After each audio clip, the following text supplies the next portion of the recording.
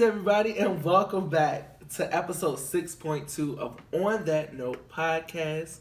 I'm Brandon. And I am Calvin. Yeah, so let's just jump right into it. Yes. So we are now at the noteworthy segment of our show, and we are going to talk about someone that we gave clues to the last part of the episode. So I think your clue, if I remember correctly, was that this was someone that, we know for singing now or has made a big singing career now, but perhaps we were initially introduced to in a lot of ways through their acting. Yes. Yeah. Yes. So, that person, if you want me to, I can go ahead. Okay, do the big reveal. Okay, that person is none other than Brandy. Woo! Brandy by Brandy. We're talking about her album that came out in 1994, obviously. Titled Brandy. So, her first album being a self-titled album, as, happens often. I think they refer to it as an eponymous. Oh, yeah. If that's the way you pronounce that word. Yeah. Album, like a self-titled. Debut album. Yeah, a self-titled debut album. So, I think that you use that word for any album that's self-titled. Oh, that's self-titled. Oh, right. Okay, yeah, gotcha. Okay, yeah. So, that's it. That's what we're talking about. That's it, and that's all. We're talking about Brandy. So, you want me to? Yeah, let's give just kind of like for overview. For those who maybe I've been living under a rock for the last couple of decades and don't really know who Brandy is, or even for those that don't know kind of the ins and outs of this album, right? Mm-hmm. So like you said, or like we said, this was a debut album. Yes. Yeah. So what you see around the time that Brandy comes out is like there's the beginnings of this emergence of young artists, right? So one of the other albums that we talked about during season 2, and actually our season 2 opener, was the AJ Number the Number project by Aaliyah. And Brandy and Aaliyah are the same age. Aaliyah drops her album in May. Then I was doing some other reading that was saying that, Usher dropped his debut album in August of 94. Then you had like Immature, they're doing, making some noise.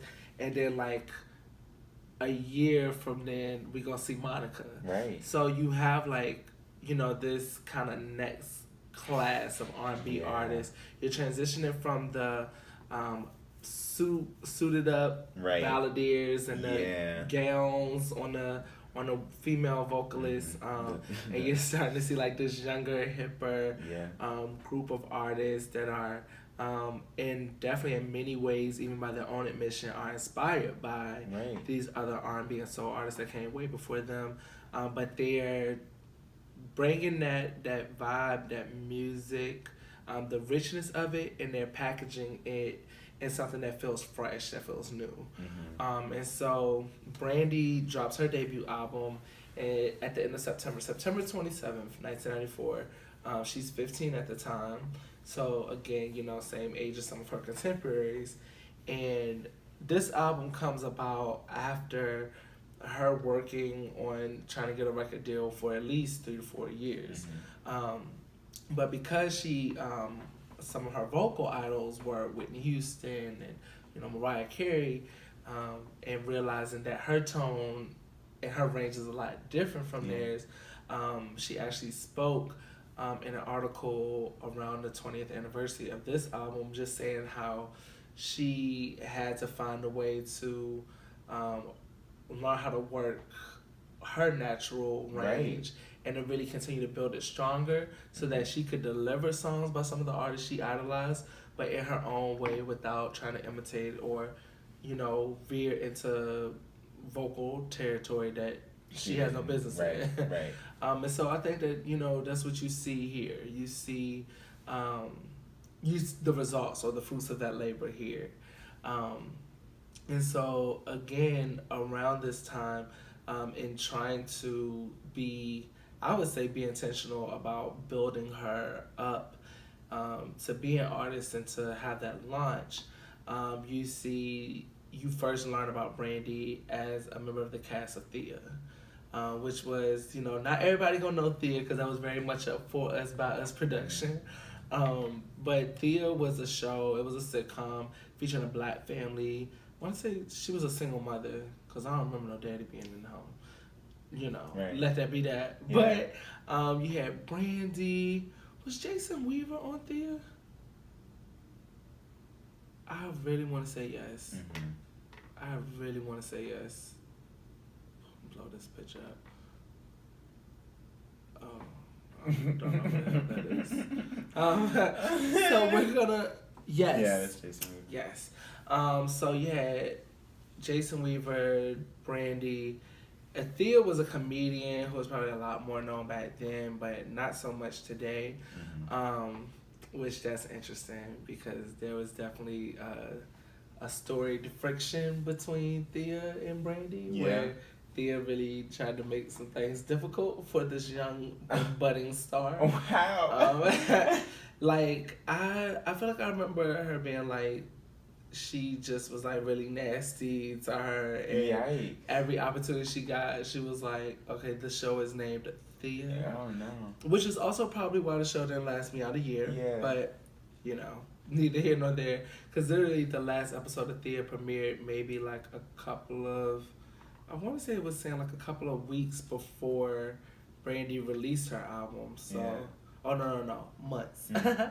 So she kind of wrapped that little chapter and said, okay, now that the girls know me, I can do my own thing. And I'm sure Moesha was not too far down the pipeline. Mm-hmm. At any rate, Brandy, is working off this momentum. People are starting to know her. She's working on music, has developed her voice, and is starting to develop her sound. She goes in the studio with some people that are pretty well known, now, but I would say one of the biggest influences and biggest kind of co-conspirators in this album creation was Keith Crouch, and who was like a pretty young producer at the time, but he did at least, I want to say 5 or 6 songs on her project. And the R&B group Something for the People, whom most of us know and love from the hit single, right? My Love is the shh, in parentheses, the bomb baby. But so she, she's in the studio mixing it up with folks and really, produces this body of work that to date it's gone multi-platinum. Because in one place I was looking, it was like 2 million, then another place it was like 6 million. Somebody lying. So maybe it's giving us domestic and worldwide sales. Sure. But safe to say a smash in its own right. And that's due to at least I want to say at least 3 or 4 of the songs were top 40 singles, and even some of them, went above that. So definitely commercially successful. Yes. And I think, in some ways, probably critically successful as well. Yeah. So it's interesting because, it just, even down to the production and development of this album, it's a very young album. Brandy's 15. The producers that she's working with are some are 17 years old, 18, that type of thing. There were lots of, young hands in the kitchen, there were lots of, but I think it produced a sound that felt very age appropriate for her. It did. In ways that, Asian and Unbird perhaps did not. And neither did Usher's first album either. Right. That was one of his issues and why he didn't really break with his debut album. Right. Mm-hmm. So, yeah. But, I mean, even down to the album cover, right? It's very much, he's, kind of got this bebop, I guess, kind of vibe with, this backwards, cap, and she's just kind of sitting there, fully clothed as a 15-year-old girl should be. I mean, I don't know. Right. I mean... Not not in that way, not in the way of like respectability or anything like that, but she wasn't selling sex in the way that, you know, like other people were. Yeah. I mean, because what we can all agree on is that no child or young person should be sexualized. You know, right. like period. So, okay. But yeah, so she drops this album, and a good amount of the songs on the album are singles, I want to say. Yeah. And like you said, a lot of them would go on to be successful. Yes. Commercially successful. So yeah, do you kind of want to start talking about some of the music? Or? Absolutely. Okay. Absolutely. So I know that the way that we decided to approach this is to discuss, kind of like it's one of our more traditional formats where we take the project and we talk about a couple of singles that we like, and then, you know, a deep cut. Yeah. So we each are bringing that to the table. So for the project, 4 singles were released. 2 of them went number 1 on the R&B chart. And so one of the, I guess, since you wanted to talk about the very first single that's released, I want to toss it over to you. Okay. So, because the first single was I Want to Be Down. Or, yeah, right? Yeah. So the first single was I Want to Be Down. And, you know, it's interesting. I think that Brandy somewhere says that she wanted the first single to be Best Friend. But she, you know, they kind of convinced her to land on I Want to Be Down. And, I mean, good choice, I think. You know, like, I definitely do. That song is just the production of that song. It takes me back to like a lot of 90s sitcoms. It kind of sounds like, it makes me think of like All That and like My Brother and Me and Kenan and Kel. Like, it kind of has this like kind of, I guess, appropriate, because she's a teenager, kind of this like Nickelodeon kind of, because like down vibe though, you know, because that was the time when Nickelodeon was like hella black and like had all of these like super black shows. Okay.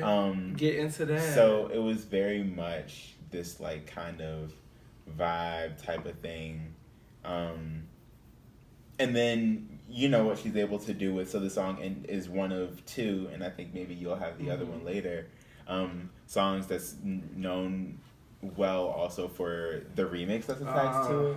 And this remix, I don't know if that says there like the timeline between like it releasing as an album and then them releasing it as the remix. But so what she's able to do is she brings in, you know, like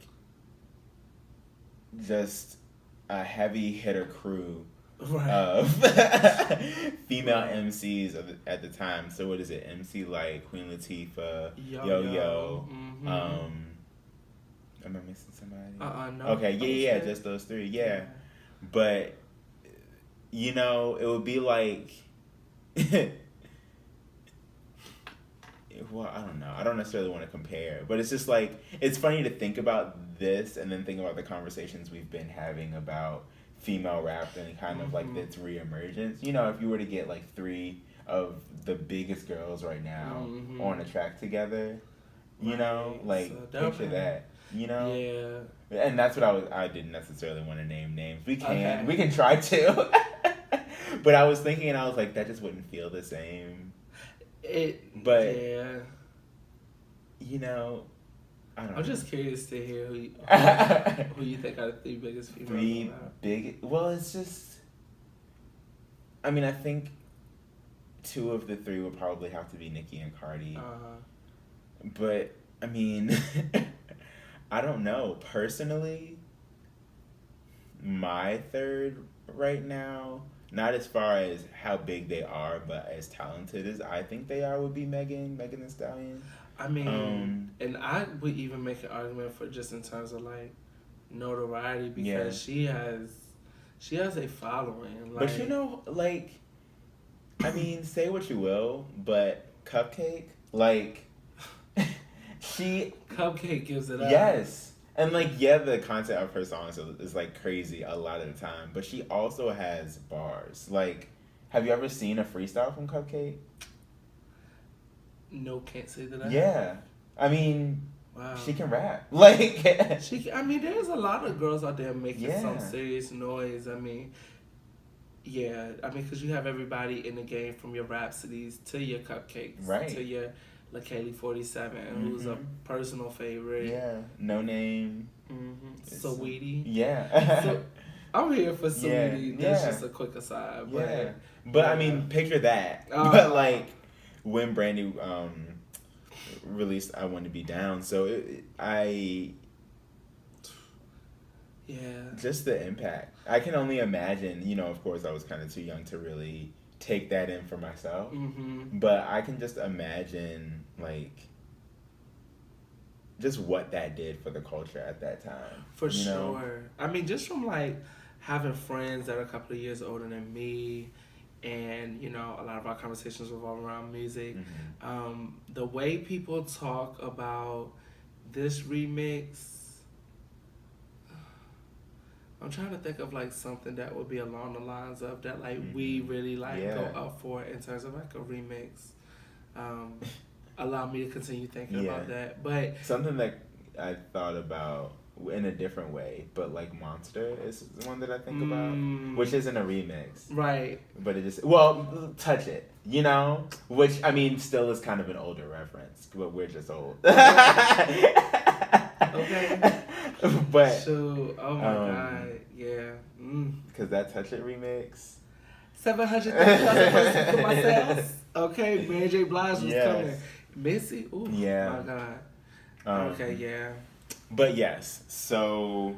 For that time. Yes, but even so, even I was younger at the time, of course, but I was young at the time that Brandy debuted, and I remember, like, I Want to Be Down. I remember the original version a lot more than the remix. Right. But it's interesting because, of course, like I said, having older friends, like, and talking about it, like, it's like become like a thing that, like, I know more of now. But I actually got to see last summer at Essence Festival, during Queen Latifah's set. She, like, at the end, she brought out Brandy, MC Light, and I think Yo-Yo, and they did, like, the I Want to Be Down remix, and, like, the crowd went off because, like, nobody had seen her perform that in a long time. Exactly. So. Yeah. Okay. Yeah. So what a way to kick the album off and to kick the discussion off. So for my first Brandy single, pardon me, y'all, allergies are still kicking my tail.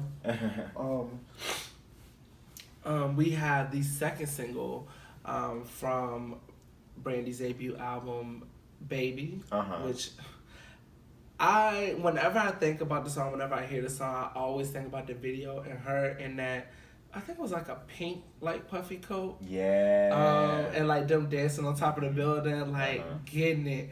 And this was one of my favorite, this is still, like, one of my favorite Brandy songs, but it was definitely, like, a favorite song. Like, when I think back to childhood and, like, songs I really liked, like, this was a favorite.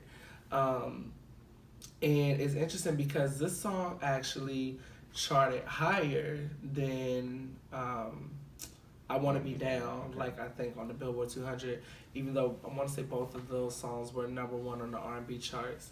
So it's also interesting in, like, reading some more about the album and the song in particular that it was nominated for a Grammy. It was one of her first 2 Grammy nominations.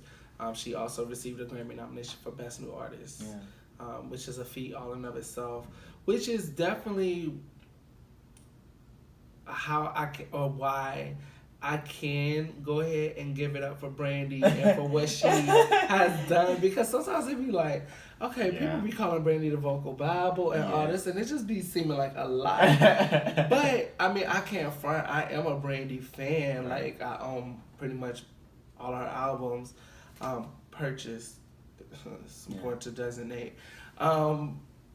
but I was just like, okay, are we doing too much? But then it's like, no, like she definitely kind of rose as the leader of the pack for that grouping of artists. Sure, yeah. For that class. Yeah. I mean, I think like, you know, for a long time, and then, you know, because we like to seem to do like dichotomies and things. You know, Brandy is like the female lead and Usher is like the male lead of that group. Yeah. And that's not to diss anybody else, because I think back then everybody was able to have their lane and do it well. Yeah. But with that, you know, seeing these Grammy nominations from the first album and those songs, but there's also a couple of, with this song in particular, there's some other folks that like we would come to know later on in their own right even more that were involved. So I think the pronounce it Rashawn or Rasan Patterson. You know, I know that he's like I think that this is an accurate term. I feel like he's still like a underground, like R&B like legend. Okay. You know what I mean? Sort of in the same ways that like people love like an Eric Roberson or people like that. But he co-wrote Baby. And he... Ooh, I'm sorry. I feel like I was about to sneeze. Okay. Maybe not. False alarm. And then Hype Williams directed the music video. Right. Yeah, and we know, like, Hype Williams, when you think about, like, eye-popping visuals, 90s music, especially R&B, hip-hop, leading up to Belly, you know, Hype Williams is, like, definitely a cultural staple. So... You know, just a very fun song, a very youthful, but still kind of like you could be older and still really latch onto the song too. If for no other reason, just because of like the music, because it's definitely got that like that like we hitting it. So an apt follow up to I Wanna Be Down. For sure. So the second single that I'll do is Best Friend. So okay. I like this song a lot for, I think, maybe sentimental reasons also. So who wrote this song about her brother, Ray J. So, you know, Ray J is Brandy's brother, if you didn't realize. And so she said she wrote the song, and originally I think Ray J was supposed to be on the song, but then that just ended up not happening, but then he ends up being in the music video. And I remember that music video too, because it was like black and white, and I remember them, like, she always had like just a bunch of young people kind of like dancing and having a good time in her music videos, which kind of went more so with her like youthful appeal, like we were talking about. But you know, like, since I think because I have an older sister and I'm like a younger brother, you know, like I latched onto this song, and like I think about my like big sister and like all that other stuff. And other than that, kind of like with the, I mean, it just kind of goes with the whole sound of the album. Like the whole sound is just, it's very young and like bopping and kind of like I think a good kind of lead up introduction, if you will, into like what would become like mid and late 90s R&B. You know? Absolutely. Like definitely taking you, kind of like you said, taking you from those days of like the suit wearing and, you know, like the gowns and stuff, and kind of just more like young and urban, like that mixing of like the urban, you know, appeal into R&B, because for a lot of time I think maybe that those two were separated. Absolutely. So, but yeah, it definitely gives me those vibes. So yeah. I dig it. No, I mean it is such a dope song.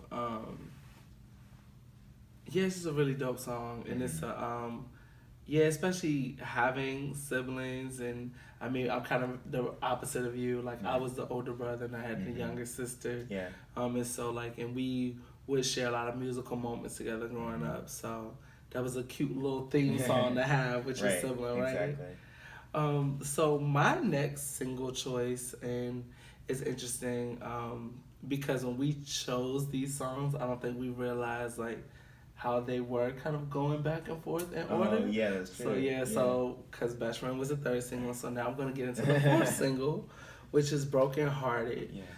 And specifically, I want to talk about the remix with Wanye. Because you should. I mean, everything. Like, and not to take anything away from the original version, because Brandy herself says that she likes her vocals on the original version better. But the remix is just, it's something like that. Yeah. From the moment that beat kind of comes in, like, zoom, zoom, like, that joint, it just, it knocks from the moment it starts. But a little bit of background about that and how that duet came to be. Brandy actually opened up for Boyz II Men on their tour in '95. And so, you know, after listening to her album, apparently Wanye was like, hey, yo, shawty. Yeah, like, we need to do a remix to this song. And so just thinking about how, you know, they were in each other's orbit at that point, musically. That's what we're calling it these days. Yeah. So I'm just gonna stick to the script, sing the song the way you told me to sing it. But, you know, it definitely, this song, although the vast majority of this album is very much so young and, you know, very, okay, this is a 15-year-old singing about these different topics, things like that. I think that remix, even though, you know, she was only like 16 when that came out, but that remix really helped to, again, solidify that Brandy could be listened to by every member of the family. Yeah. You know what I mean? Like, the kids gonna bop to it and like the music, but the parents might also go up for like this remix, especially like a Boyz II Men who, you know, like they are an icon or like a cultural force at this point. And so just having that vocal union on a track, I think so early in her career, definitely helped to, in a sense, provide her with some staying power and show that, okay, even when she's older than this, she'll be able to sing songs along this line and produce. Yeah. Because a lot of times with a younger artist, it's kind of like, okay, like, they're cute now or they sound neat right now, but how are they going to mature? And I definitely think that if any song from Brandy's debut album makes that connection to Never Say Never, which is her follow-up, the Broken Hearted remix is like up there. I would say is like the song that's like, okay, I see where we can go next musically. Yeah. What I was going to say also is it's a song that ages very well. Absolutely. You know, I think that whether you are 16 or 26 or 36, you know, like just what is said in the chorus, you know, like, I'm only brokenhearted, life's not over, I can start again. You know, like, how many times in a lifetime are you gonna have to say that to yourself, you know? Period. So I just think that it translates very well in that way. And I'm with you. I think I prefer the remix to the original. Just musically, I like the music. In the remix a lot better, if I'm being honest. Yeah. So I do too.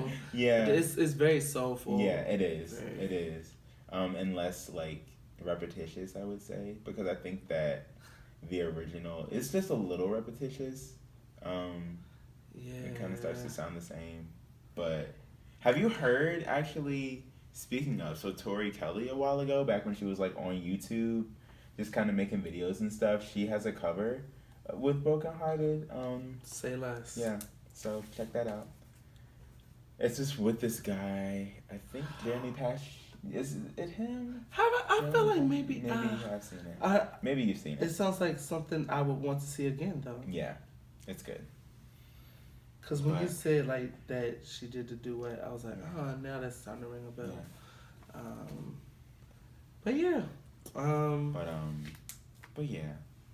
I see what you're saying too, though, about the original version getting repetitious, because if you listen to the song, it's a conversation. So you kind of want to hear two different voices having the conversation. Yeah. And that's what the remix provides that the original doesn't. Right. Exactly. I get it. Exactly. We see each other. Yeah. So what's your next one? So what I have now is more of an album cut.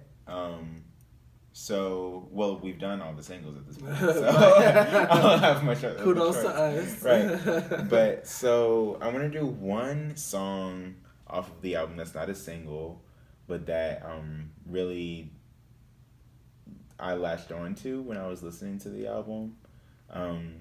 So, and we can talk about this later, but it's interesting that she kind of like front ends the album with the singles. Mm-hmm. And that might have been kind of a rule of the day at the time, like when I think about it, because I feel like you think about some of the other albums we've talked about that came out, and it was kind of like the same thing. Well, it's interesting because with 2,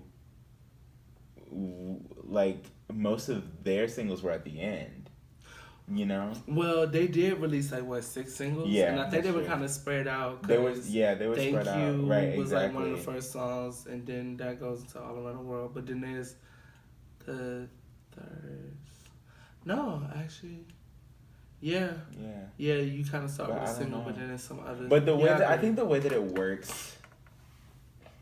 Let me just do my song first. So the song first is "I'm Yours," and I think maybe the reason why I started that conversation is because this is one of the first non-single tracks that you get to beyond the interludes and stuff. Mm-hmm. So it was a pleasant surprise, I'll say, because I'm getting through the album and it's okay, I've heard this song. But listening to this song, I was okay, it was kind of more of a ballad, kind of showing some of her R&B chops, if you will, and some of her vocals. But yeah, it's a good track, and it's a nice age appropriate love song.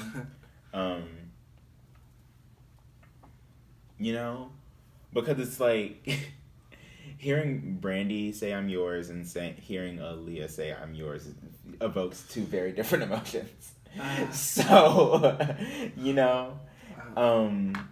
it's interesting to, put those 2 side by side and see them at the same age, both making music and releasing it in the same year.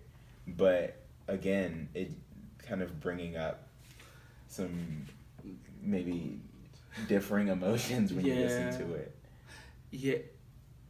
Age Ain't Nothing But a Number sounds like a teenager or a young person making a grown-up album. Yes. Brandy sounds like a teenager making an album that grown-ups can still enjoy. Yeah, right, exactly. Yeah, it's the intended for versus exclusive to argument. Yes. Wow. I agree 100%. But yeah, is there a deep cut from the from the album that you lean more so toward?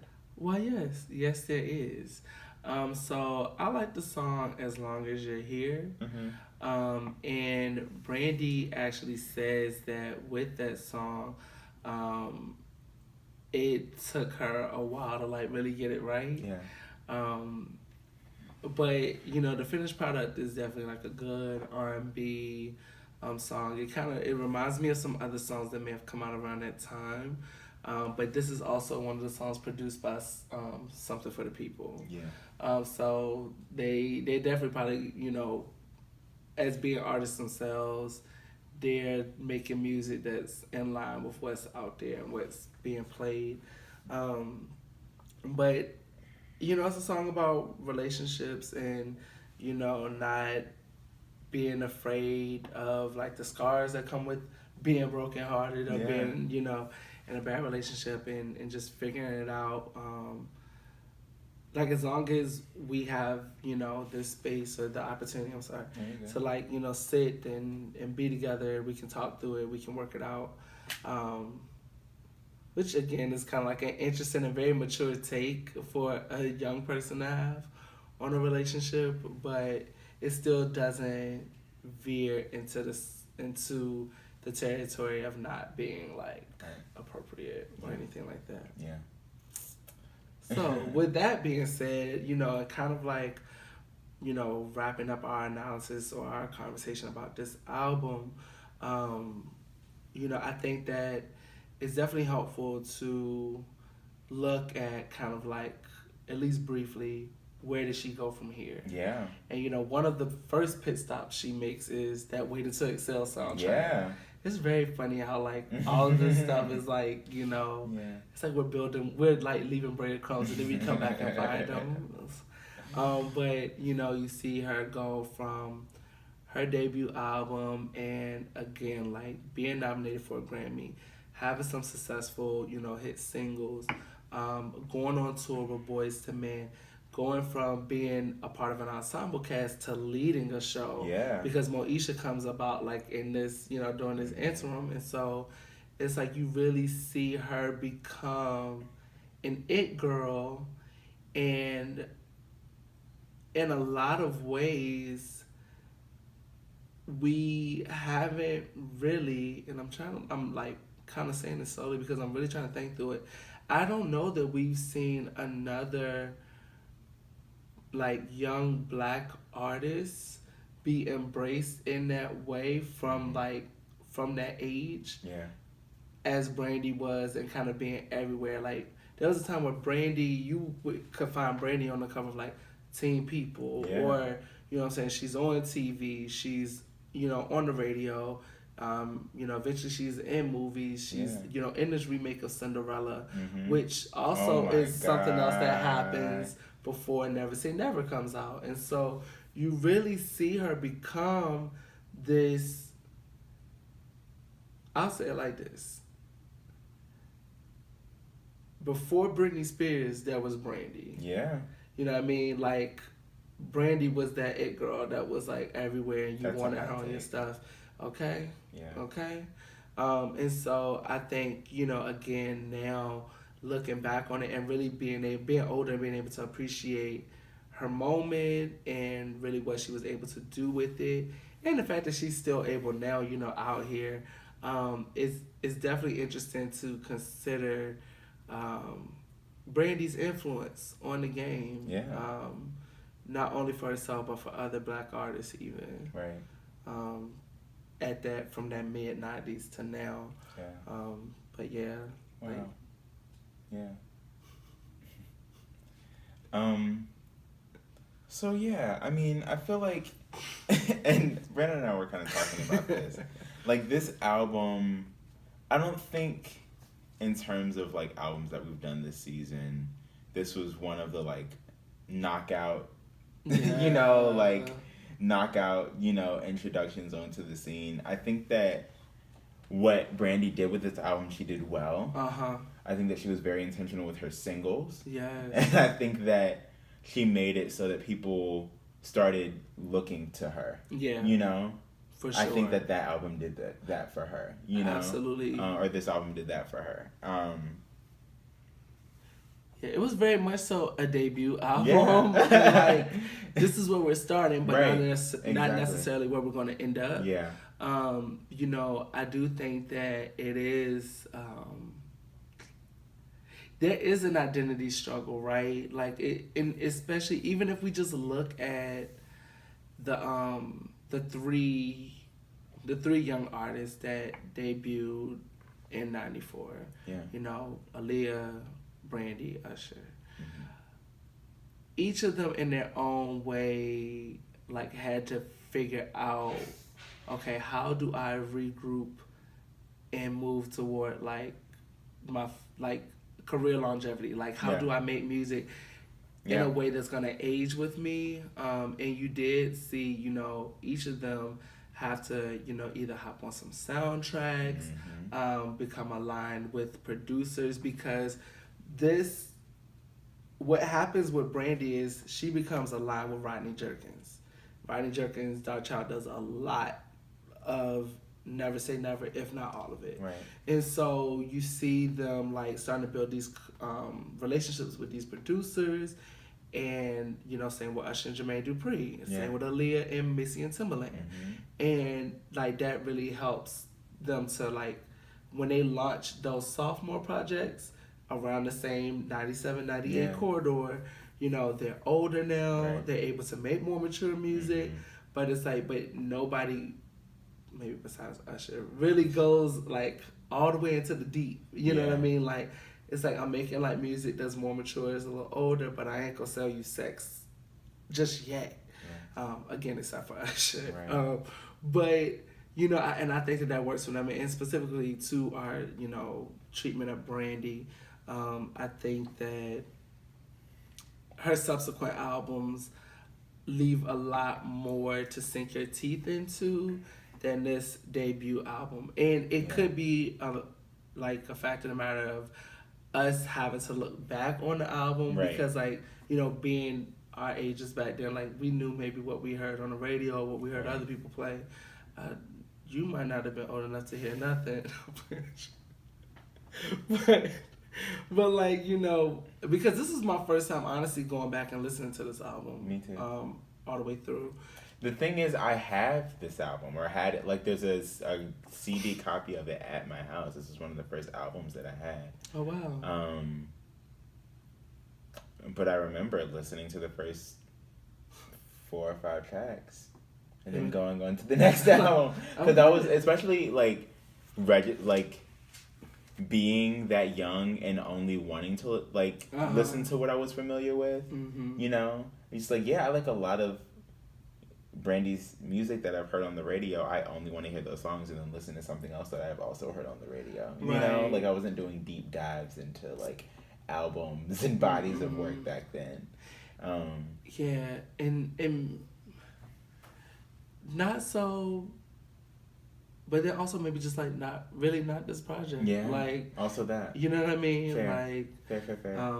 So I definitely will say as a Brandy fan, I am excited for what this album allowed for in terms of, again, her being able to establish a presence on the scene, her to parlay that into other opportunities that really allow her to be a household name. Right. But even more grateful for the fact that we got that follow-up album. Yes, 100%.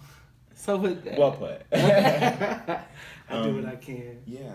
So with that, I guess that will wrap up the Noteworthy. Yes. But we have a few extra things for y'all in this second part of the episode before we get to the Run That Back. Mm-hmm. So we have some questions. Yes, right? The next installment of our Q&A with B and C. Okay. I like that. Right. It has a little ring to it. We've prepared like we did in the previous episode 5.1.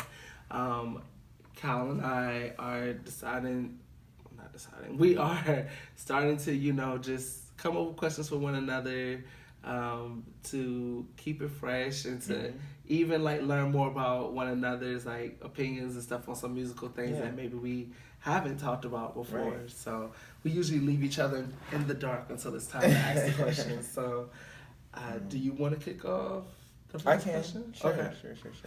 I'm going to open up my phone because I'm a millennial and I can't write stuff. Okay. So this is slightly based in what we did in the episode before. Okay. But who is another artist that you could see Beyonce adding to her Parkwood label? Oh.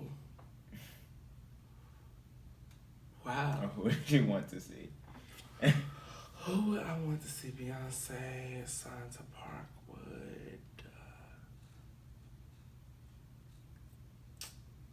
That's a really great question. Oh. A great question that I clearly have because I'm trying. I guess like right now I'm oscillating back and forth between, like someone that's like coming up, versus someone that's like been out for a little bit, but I think could maybe benefit from having a queen touch them. Yeah. Who fits with the 5 of Broadway? So we got Chloe and Halle. We got the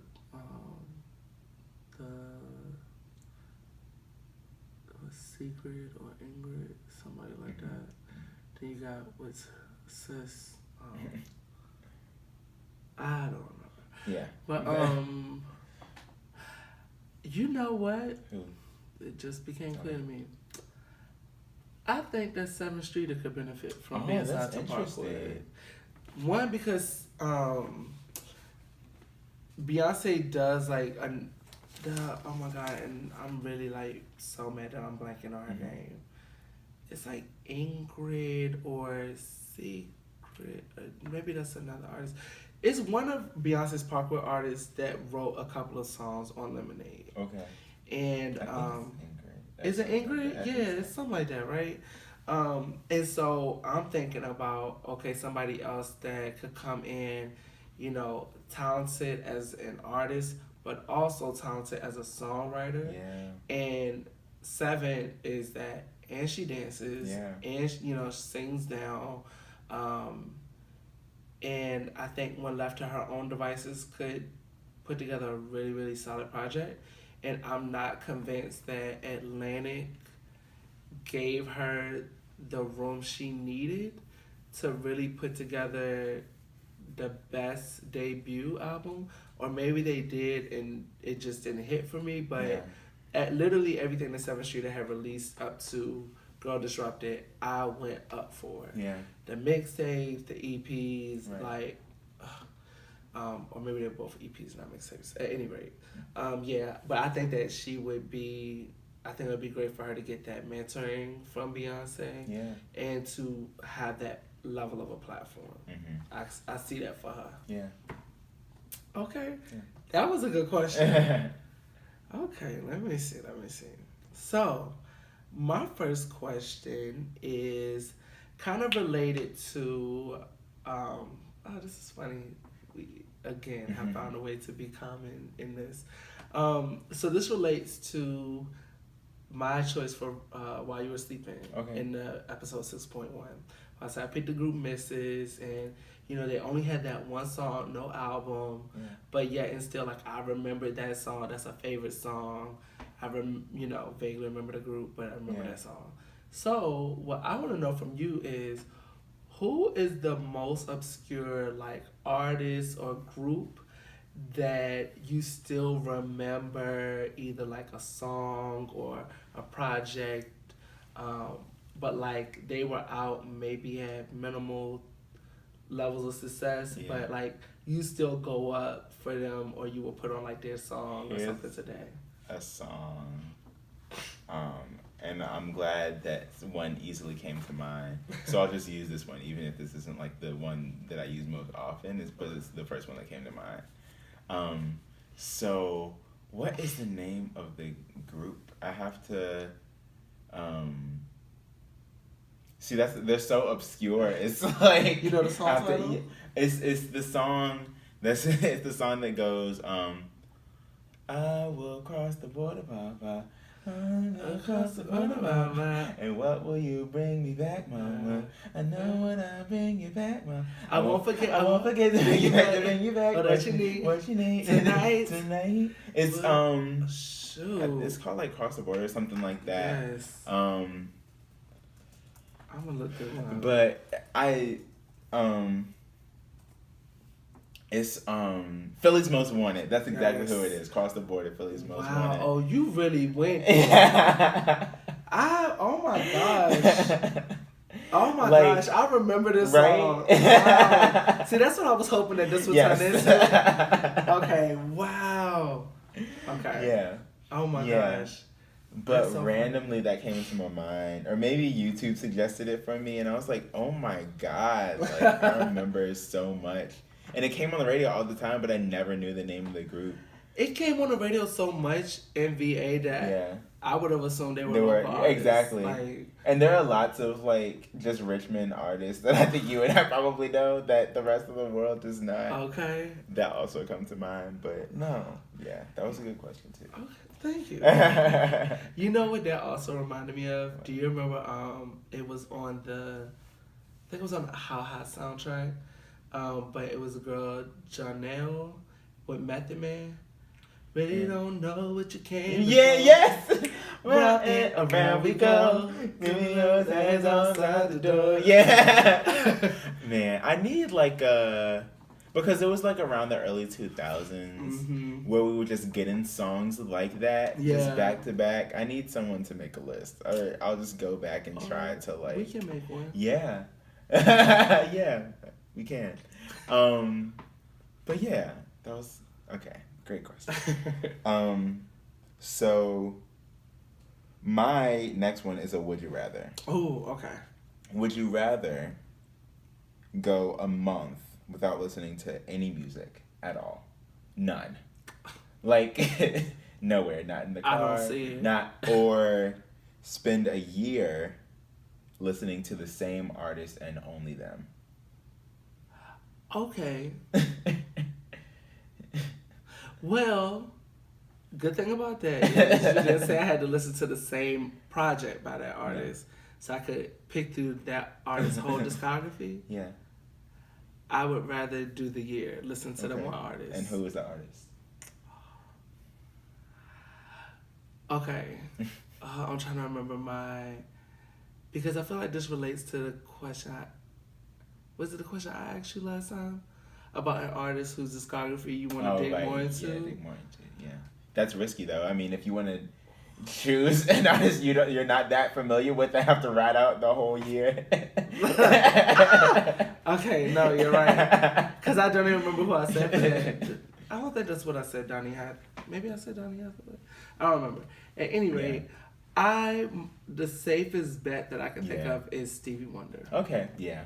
Because like I already love so much of his music now and he has so much to go through. So I'm thinking we be concerting it up.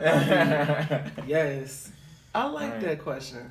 Okay, so my last question is tied to a statement made by BG, who is a friend of the show, and also has his own great Sample Sundays, so go check that out on IG, the Avant-Garde.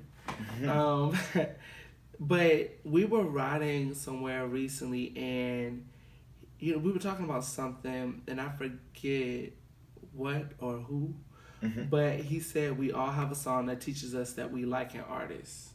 And I was like, oh, that's something, because it's very true. So you kind of could guess where this is going. Maybe. This is a fill in the blank. Yeah. What song taught you that you like blank artists?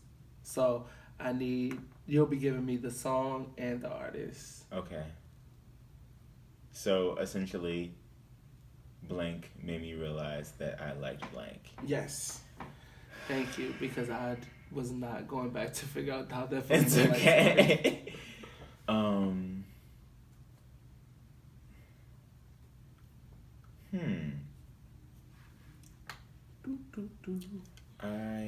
I'm trying to. I don't want to do anyone that's like super obvious.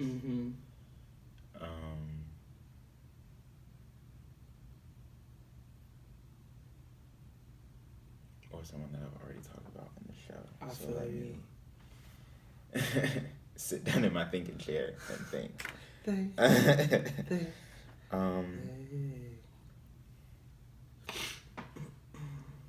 I think.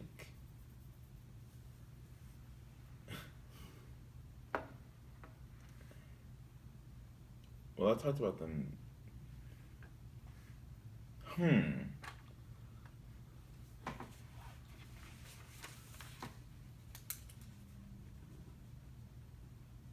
Okay, so Tank is the artist. Okay. Oh, I'm really curious to see what song you... That has to be a song. Oh, no, it could be a project. The project, so I'll do both. The project, because it's going to come from this project, is Sex, Love, and Pain. Ooh. Like... Okay, seminal work for him. To this day, like, my God, that absolutely did that for me in Tank. Okay. But there are a few songs I could choose from that album. But I think one that stands out to me is, there's a song on that album called My Heart. Oh. Do you know? Yeah. Yeah. One of my favorite albums from him. Yeah. I think it's honestly his best work, if I'm being completely honest. It would be between that album and Now or Never. Right. For me. Yes, absolutely. Mm-hmm. Yes, I think same. Mm-hmm. I think same. But I think for me it has to be Sex, Love, and Pain, just because that was my first exposure. Mm-hmm. Like, I remember that was I don't know why I remember it more so for it being my sister's senior year of high school than my freshman year.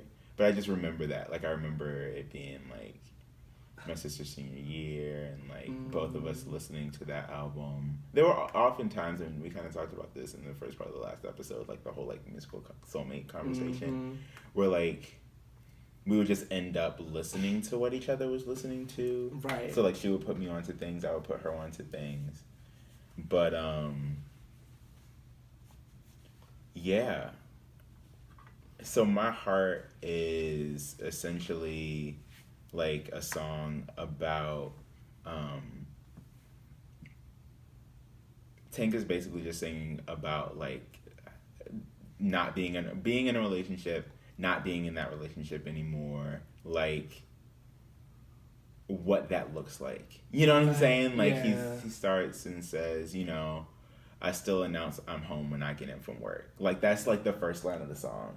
And it's just, like, yeah. Oh, you know, like just I think the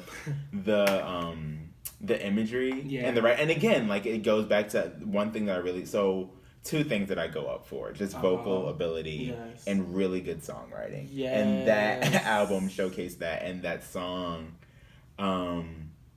really does that as well, because it's basically just saying, like, how his life has fallen apart, like, since he hasn't been in this relationship anymore. And, like, some of it is, like, I just got to take it for what it is, because he's like, you know, the dishes are piling up, my clothes ain't been washed, and I'm like, okay, you're a grown-ass man. But, other than that, but other than that does create a certain, it helped to create a certain image, right? Yes, of, exactly. Like, my life is falling apart. Right, exactly. And maybe I can take it from the aspect of, like, even if this person wasn't doing those things for you while you were together, like, you are so unable to function right now that, like, those things aren't getting done. Yeah, you can't do it for yourself.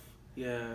So, yeah, that does it for me, too. An honorable mention from that would be, because there are interludes interspersed between the album, but there's a song called I Hate You, and then there's the song right after that called Heartbreaker, but there's, at the end of I Hate You is this, like, interlude going into Heartbreaker. Yeah.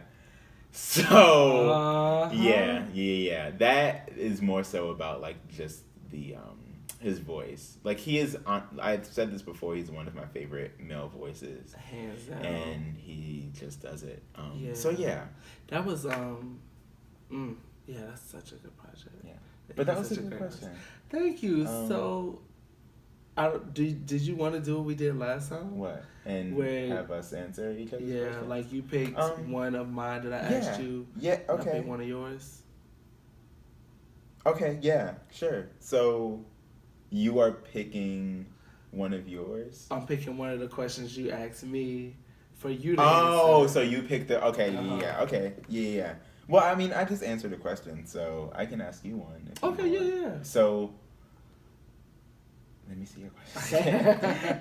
I know, right? Because I've been just sitting here, like, kind of studying. That's it. Okay. Actually, 1 and 3. Okay. I thought those were such really good questions. And you kind of already answered the obscure song question with that song that you brought up. Uh-huh. So yeah, so what song taught you, or blank taught you that you liked blank? It's funny because even given those givens around answer number one already, I knew that you were gonna ask me that second one for some reason. So I am going to go with. I'm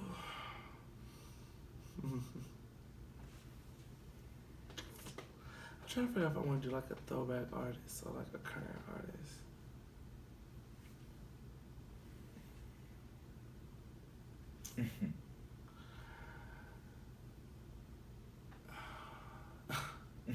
Okay, I'm gonna go with somebody that's been out for a long time. Okay, but love her. Yeah. So I always tell people before Beyonce, for me, there was Mariah Carey. Oh yes, right.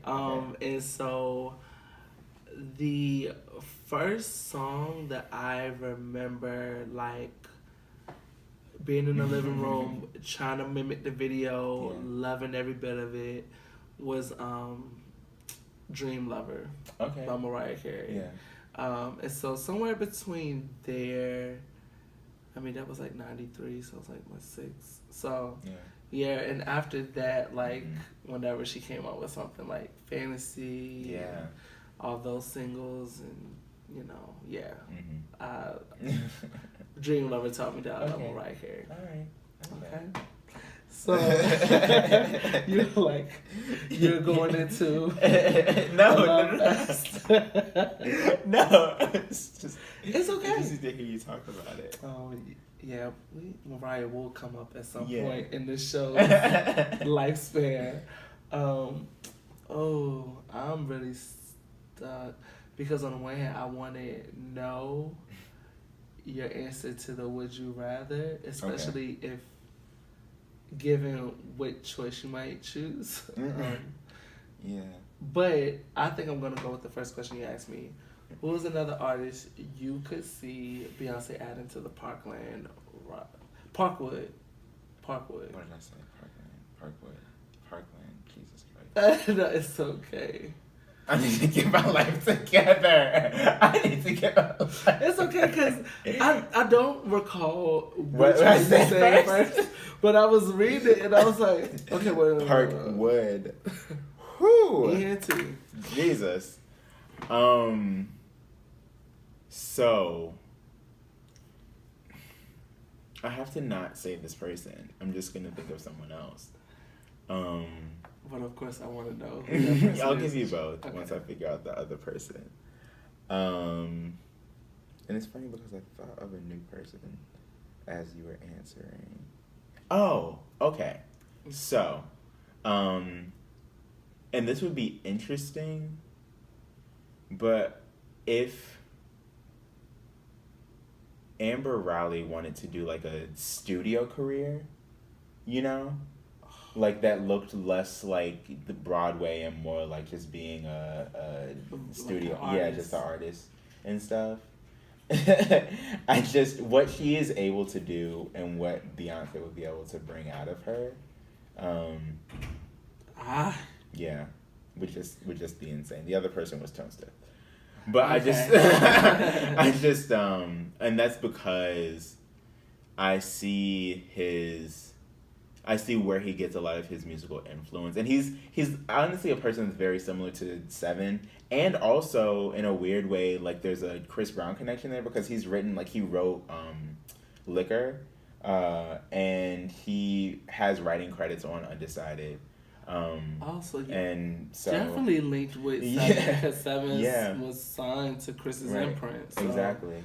So, but in that same way, also being like someone who is like a songwriter and kind of is able to do that in their own right, but also because he dances too and he sings and stuff like that. So, and I would honestly, without having to wait for Sir to grow up, like to see what Beyonce could do with a male entertainer. Oh my God.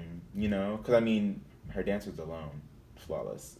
So if she was able to like, bring up an artist in that way. But yeah, both of them, honestly. But And I wonder if Amber, even without the Beyonce connection, is going to step into something that looks like original music from her. No, she absolutely is. Yeah. I'm pretty sure she's working on an album right now. Well, that's great.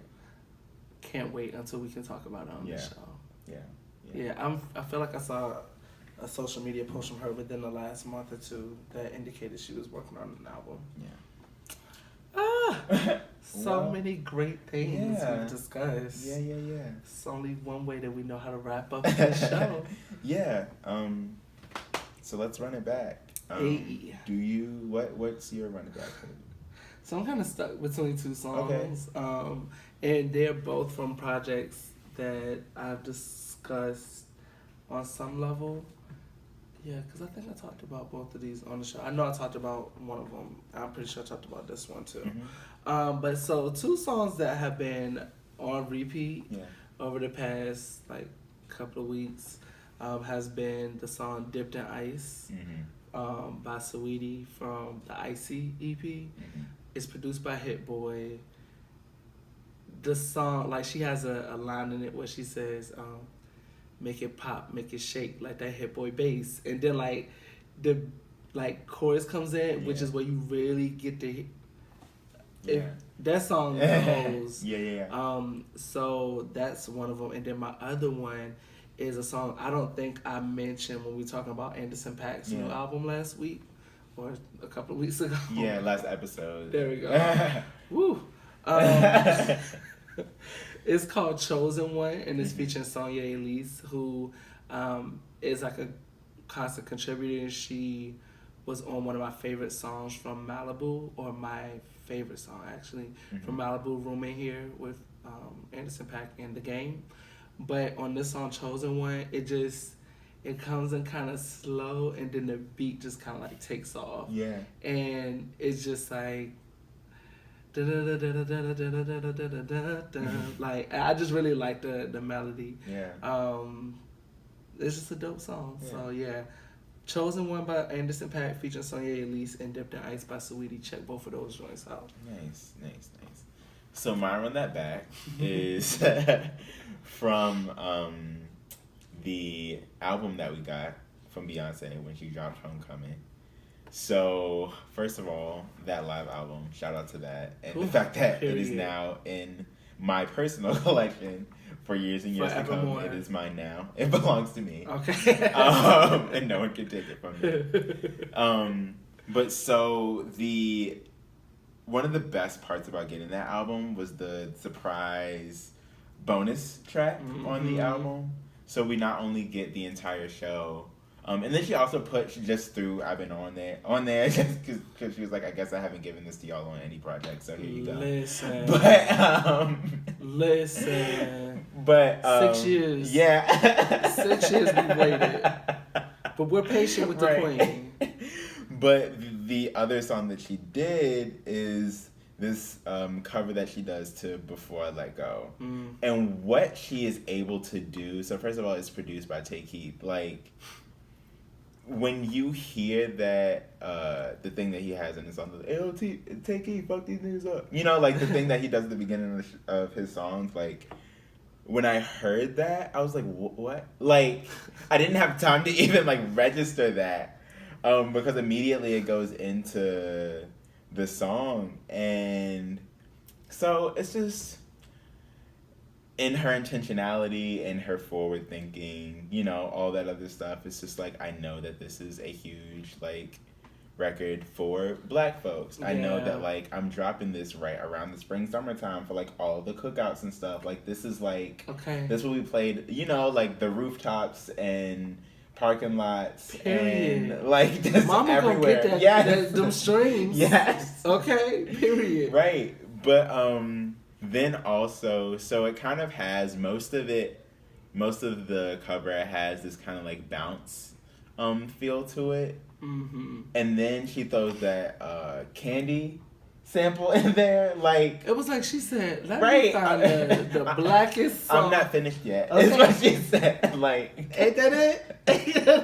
I'm not done. Okay. And it's just fun. It's just a really fun song and something that I never knew I needed. You know what I'm saying? Like, I never knew I needed a cover before I let go to, you know, Sung by Beyonce. And by Beyonce, yeah. Like, you know? Yeah.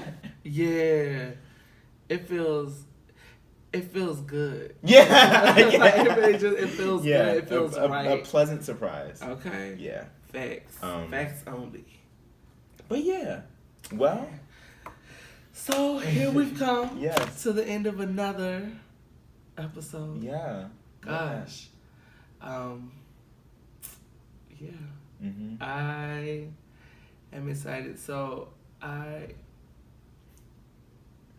just want to give the people a heads up. Okay. We have maybe like one more episode, like one more regular episode, which 2 parts. Yeah. And then we're going to give y'all the season finale. Yeah, we're pretty close to wrapping up season 2. Gosh, dog. It's been a fun ride. I really enjoyed the season. Yeah, I have to. And hopefully some of the listeners have as well. And if you have, feel free to reach out to us. Let us know what you're liking on the show, whether or not you're enjoying the questions. Send us questions so we can talk about them on the show. Write us a note at gmail.com. Our social media handles. Absolutely. At OTN_podcast on Instagram and at OTN Podcast, all one word, on Facebook. You should be able to find us on both of those platforms. And to Calvin's point about emailing us, on both of our pages, there's a send email button. So if you don't, for some reason, remember, write us a note at gmail.com. You can just click on those buttons and they'll populate. So we've made it very easy for you, or at least tried to. Okay. But yeah. Until next time, we will see you all later. Peace. Bye.